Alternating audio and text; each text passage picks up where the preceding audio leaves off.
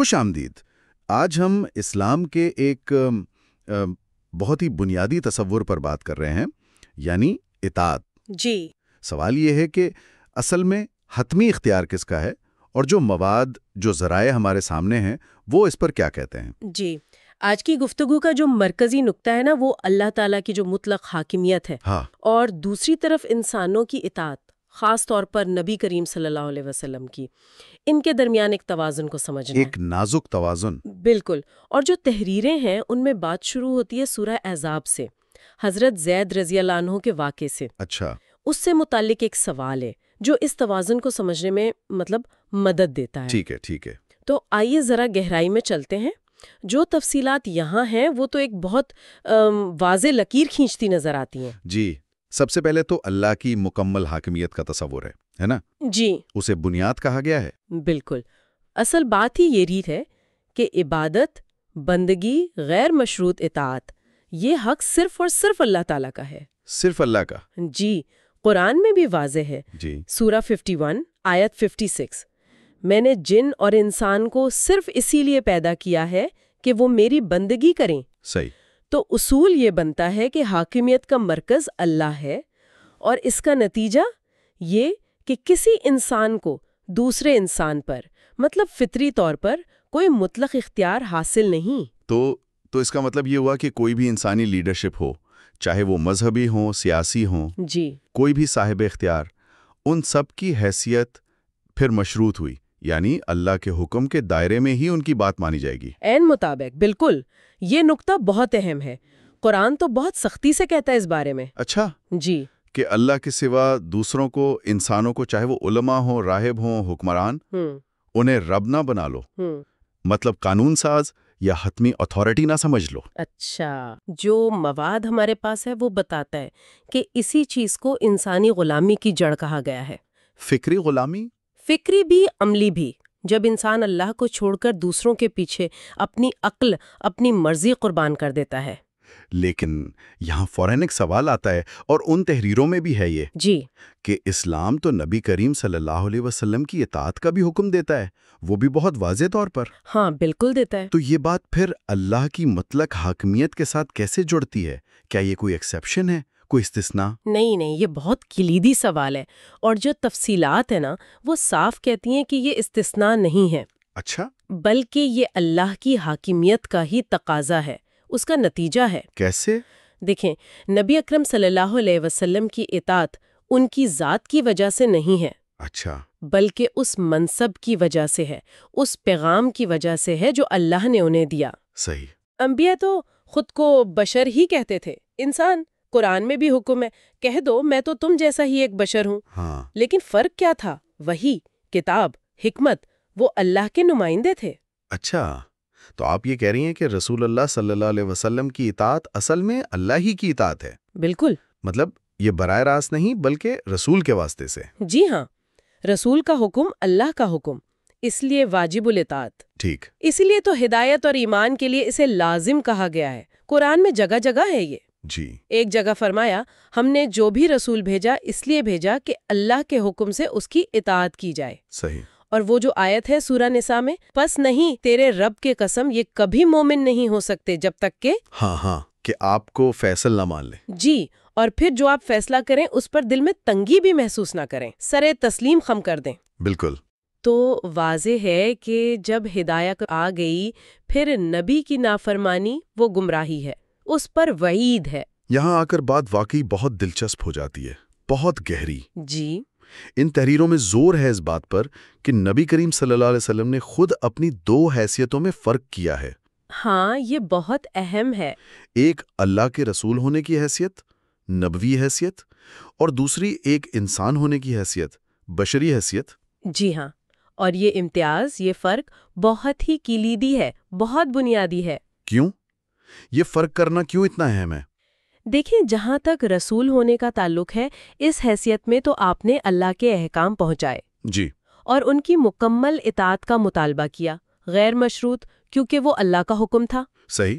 لیکن دوسری طرف وہ معاملات جو خالص دنیاوی تھے، اچھا، یا جن کے بارے میں کوئی واضح وحی نہیں آئی تھی، ان میں آپ نے نہ صرف ایک انسان کے طور پہ رائے دی بلکہ دوسروں کو بھی حوصلہ افزائی کی؟ بالکل آزادانہ سوچ کی، مشورے کی، اپنی رائے کے اظہار کی۔ اچھا، تو کیا جو مواد ہمارے پاس ہے اس میں کچھ مثالیں ہیں اس کی؟ عملی طور پر یہ کیسے ہوتا تھا، یہ سمجھنا ہے ہمیں۔ یقیناً کئی مثالیں ہیں ان تحریروں میں جو بالکل واضح کر دیتی ہیں۔ بتائیے نا۔ ایک تو وہ مدینہ میں کھجوروں کی پیوند کاری والا واقعہ ہے، بہت مشہور ہے۔ ہاں، سنا ہے۔ آپ صلی اللہ علیہ وسلم نے لوگوں کو ایک خاص طریقے سے کرتے دیکھا تو اپنی رائے دی کہ شاید ایسا نہ کرنا بہتر ہو۔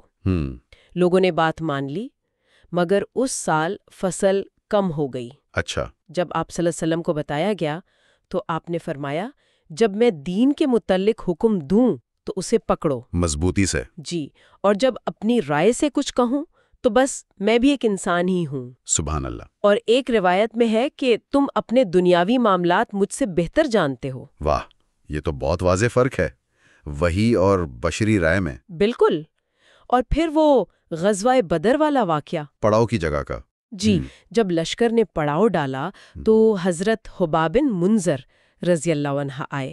پوچھا، یا رسول اللہ، یہ جگہ اللہ کے حکم سے ہے یا آپ کی جنگی حکمت عملی ہے؟ کیا سوال پوچھا؟ جی، آپ صلی اللہ علیہ وسلم نے فرمایا، نہیں، یہ میری رائے اور حکمت عملی ہے۔ تو حضرت حباب نے عرض کیا کہ جنگی لحاظ سے یہ جگہ ٹھیک نہیں، دوسری جگہ بہتر ہے۔ اور آپ نے فوراً ان کی دلیل مانی اور لشکر کو وہاں منتقل ہونے کا حکم دیا۔ یہ تو واقعی کمال ہے، مطلب اللہ کے نبی ہو کر بھی بہتر مشورہ قبول فرما رہے ہیں۔ جی، یہ ظاہر کرتا ہے کہ وحی سے ہٹ کر مشورے اور دلیل کی کتنی اہمیت تھی۔ صحیح۔ اور بھی واقعات ہیں۔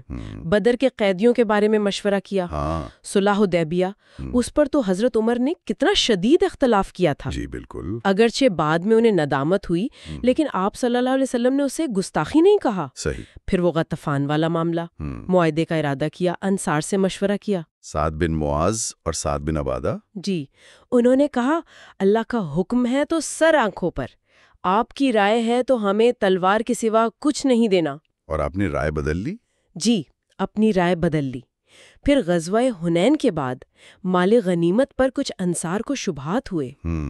آپ نے صرف حکم نہیں دیا، انہیں اکٹھا کیا، بات سنی، پھر دلائل سے مطمئن کیا۔ محبت اور دلیل سے۔ اور وہ حضرت بریرہ رضی اللہ عنہ کا واقعہ؟ وہ بھی شاید اسی اصول کو واضح کرتا ہے۔ جی ہاں، وہ بھی ایک بہترین مثال ہے، بہت ذاتی نوعیت کی۔ کیا تھا وہ؟ وہ لونڈی تھیں، آزاد ہوئیں تو قانوناً اختیار ملا کہ شوہر کے ساتھ رہیں یا الگ ہو جائیں۔ ٹھیک۔ انہوں نے علیحدگی چاہی، شوہر مغیش ان کے پیچھے روتے پھرتے تھے۔ اچھا۔ آپ کو رحم آیا، آپ نے بریرہ سے کہا، اگر تم مغیث کے پاس لوٹ جاؤ تو اچھا ہے۔ تو انہوں نے فوراً پوچھا، یا رسول اللہ، کیا آپ حکم دے رہے ہیں؟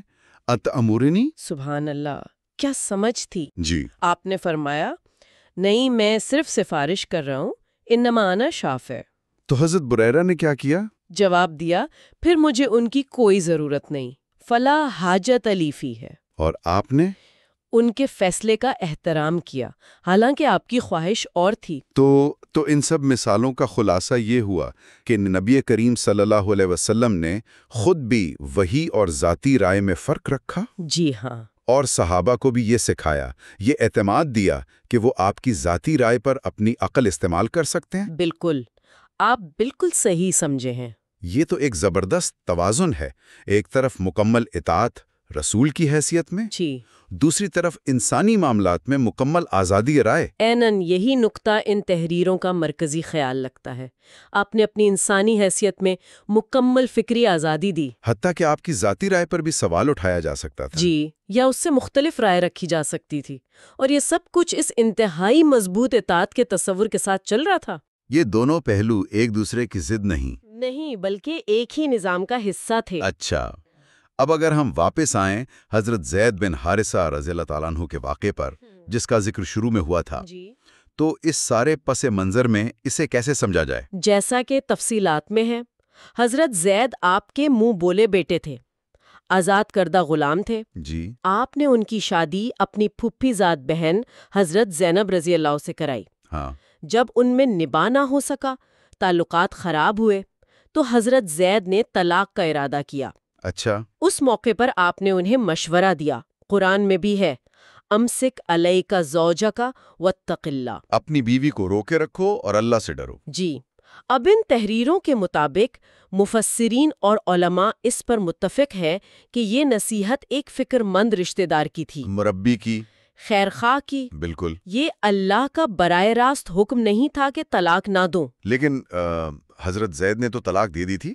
جی ہاں، دے دی تھی، کیونکہ یہ ان کی ذاتی زندگی کا معاملہ تھا، ان کا اپنا تجربہ تھا، وہ بہتر سمجھتے تھے۔ تو آپ نے اپنی ذاتی خواہش کو حکم کے طور پر نافذ نہیں کیا؟ نہیں کیا۔ اگر یہ اللہ کا حکم ہوتا تو کیا حضرت زید جیسا صحابی نافرمانی کر سکتا تھا؟ نہیں، ناممکن۔ بالکل۔ تو یہ واقعہ بھی اسی فرق کو واضح کرتا ہے، نبوی اختیار اور بشری مشورے کا فرق۔ صحیح۔ کہاں حکم ماننا لازم ہے اور کہاں مشورے کو قبول یا رد کرنے کا اختیار ہے۔ جی۔ یہ تو واضح ہوا کہ اطاعت کے ساتھ ساتھ تنقیدی سوچ، آزادی فکر، یہ اسلام کے بالکل شروع کی پہچان ہے۔ جی، نمایاں پہچان۔ جیسا کہ ان حوالوں سے ظاہر ہے۔ اچھا، کیا یہ سلسلہ آپ کے بعد بھی چلا؟ خلفاء کے دور میں، صحابہ کے زمانے میں؟ مواد کیا کہتا ہے؟ بالکل چلا، بلکہ کہنا چاہیے کہ یہ روح آپ کے تربیت یافتہ صحابہ اور خلفاء کے دور میں تو عروج پر تھی۔ اچھا۔ وہ اس کی بہترین مثال تھے۔ مشاورت پر زور، حضرت ابو بکر رضی اللہ تعالیٰ عنہ کا پہلا خطبہ یاد کریں۔ ہاں، کہ میں تم سے بہتر نہیں ہوں، غلطی کرو تو سیدھا کر دینا۔ جی، میری اطاعت کرو جب تک میں اللہ اور رسول کی اطاعت کروں، نافرمانی کروں تو کوئی اطاعت نہیں۔ کیا بات ہے۔ حضرت عمر رضی اللہ تعالیٰ عنہ کا قول تو مشہور ہے، اس میں خیر نہیں جو غلطی نہ بتائے، اور ہم میں خیر نہیں اگر ہم سنے نہیں۔ بالکل، وہ تو بھرے مجمع میں اختلاف کرنے والوں کی حوصلہ افزائی کرتے تھے۔ جی، حضرت ابن مسعود رضی اللہ تعالیٰ عنہ نے تو اندھی تقلید سے منع کیا، فرمایا دین میں کسی کی اندھی تقلید نہ کرو۔ اور جو ابتدائی ائمہ تھے، امام مالک، امام ابو حنیفہ، ان کا کیا رویہ تھا؟ ان نوٹس میں اشارہ ہے اس طرف۔ جی ہاں، بالکل، ابتدائی ائمہ نے بھی اسی آزاد تحقیق اور دلیل کی روح کو زندہ رکھا۔ اچھا۔ امام مالک کا قول ہے، میں انسان ہوں، غلطی کر سکتا ہوں، میری رائے کو کتاب و سنت پر پرکھو، صحیح۔ جو موافق ہو لے لو، جو خلاف ہو چھوڑ دو، سوائے نبی صلی اللہ علیہ وسلم کے ہر کسی کی بات لی بھی جا سکتی ہے، چھوڑی بھی۔ امام ابو حنیفہ وہ فرماتے تھے کسی کے لیے حلال نہیں کہ ہمارے قول پر فتویٰ دے جب تک اسے معلوم نہ ہو کہ ہم نے یہ بات کہاں سے لی ہے۔ یعنی دلیل پوچھو، ماخذ جانو۔ بالکل، انہوں نے اپنی ذاتی رائے پر اندھے یقین کے بجائے دلیل پر زور دیا، دوسروں کو بھی دلیل سے پرکھنے کو کہا۔ لیکن یہیں پر ان دستاویزات میں بعد میں آنے والے ایک زوال کا ذکر بھی ہے۔ ہاں، یہ دلچسپ بھی ہے اور افسوسناک بھی۔ یہ تبدیلی کیسے آئی؟ کیوں وہ ابتدائی روح ماند پڑ گئی؟ جی ہاں، ان تحریروں کے مطابق وقت کے ساتھ، خاص طور پر پہلی چند صدیوں کے بعد، وہ آزاد تحقیق، اجتہاد، تنقیدی فکر وہ کمزور پڑنے لگی۔ اس کی جگہ کیا آیا؟ جامد تقلید، مطلب بغیر تحقیق، بغیر سوال کیے پہلے کے علماء کی باتوں کو بس مان لینا۔ اچھا، زور اصل ماخذ قرآن و سنت سے ہٹ کر بعد کے علماء، فقہا، مشائخ کی آراء اور تشریحات پر چلا گیا، اور انہیں بغیر سوال قبول کرنا۔ جی، بغیر دلیل سمجھے یا چیلنج کیے بس مان لینا۔ یہ رویہ فقہ میں بھی آیا، تصوف میں بھی، حکومت، سماج، ہر جگہ۔ اور اس کے اثرات آج بھی ہیں؟ شاید ان تحریروں کے مطابق یہ رجحان غالب آ گیا اور اس کے اثرات آج بھی محسوس کیے جا سکتے ہیں۔ تو آپ یہ کہہ رہی ہیں کہ یہ بعد کا رجحان اس اصل روح کے بالکل الٹ تھا؟ بالکل۔ جس کی بنیاد خود نبی نے ڈالی تھی، جس پر خلفاء اور ابتدائی ائمہ چلے؟ بالکل۔ ان ذرائع کے مطابق یہ تبدیلی اس آزاد، تحقیق پسند، دلیل پر مبنی سوچ کے بالکل خلاف تھی، جس کی تعلیم نبی نے دی تھی۔ جی، اور جس کی مثالیں آپ کی اور صحابہ کی زندگیوں میں ملتی ہیں۔ ایسا لگتا ہے کہ سوچنے کا حق، دیکھنے کا حق، بولنے کا حق وہ کم ہو گیا۔ حوصلہ شکنی کی گئی؟ جی، شخصیت پرستی بڑھی، اپنے مکتبہ فکر یا سلسلے کی غیر تنقیدی پیروی، دوسری آراء کی مخالفت۔ تو نتیجتاً ان تحریروں کے مطابق لوگ دوبارہ اسی طرح کی فکری غلامی میں جانے لگے جس سے اسلام نے نکالا تھا۔ تو ان سب باتوں کا، اس ساری گفتگو کا خلاصہ کیا ہے اگر ہم سمیٹیں؟ جی، ایسا لگتا ہے کہ اسلامی اطاعت کا تصور اللہ کی حاکمیت پر ہے۔ بالکل۔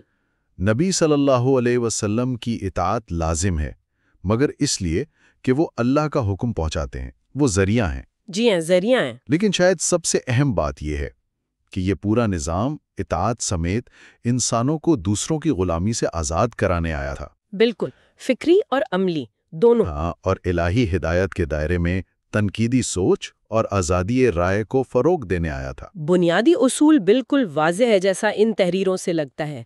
الہی حکم یعنی وحی اور انسانی رائے میں فرق کرنا، چاہے وہ نبی صلی اللہ علیہ وسلم کی ذاتی رائے ہی کیوں نہ ہو۔ جی، حقیقی پیروی میں دو چیزیں ہیں، ایک وحی کے سامنے سر تسلیم خم کرنا، مکمل طور پہ، اور دوسرا وہ معاملہ جہاں تشریع، اجتہاد، مشورے کی گنجائش ہے، وہاں اللہ کی دی ہوئی عقل کا ذمہ داری سے استعمال کرنا، صحیح۔ تجربے کا، بصیرت کا۔ سننے والوں کے لیے غور و فکر کے لیے آخری نقطہ کیا ہو سکتا ہے؟ کوئی سوال؟ جی، یہ ساری بحث ایک بہت اہم اور بہت عملی سوال اٹھاتی ہے کیا؟ کہ آج کے دور میں مسلم معاشرے، کمیونٹیز، وہ اصل توازن کیسے دوبارہ قائم کر سکتے ہیں؟ کون سا توازن؟ وہی، یعنی ایک طرف اللہ اور رسول صلی اللہ علیہ وآلہ وسلم کے واضح احکام کی بنیاد پر ضروری دینی رہنمائی اور نظم و ضبط کیسے ہو، ہاں، اور دوسری طرف اسی کے ساتھ وہ فکری آزادی، اجتہاد کی حوصلہ افزائی، تنقیدی جائزے کی روح، جسے یہ ذرائع نبی صلی اللہ علیہ وآلہ وسلم کے مشن کا بنیادی حصہ بتا رہے ہیں۔ جی، اس کی حفاظت کیسے کی جائے؟ یہ وہ چیلنج ہے جس پر آج سنجیدگی سے سوچنے کی ضرورت ہے۔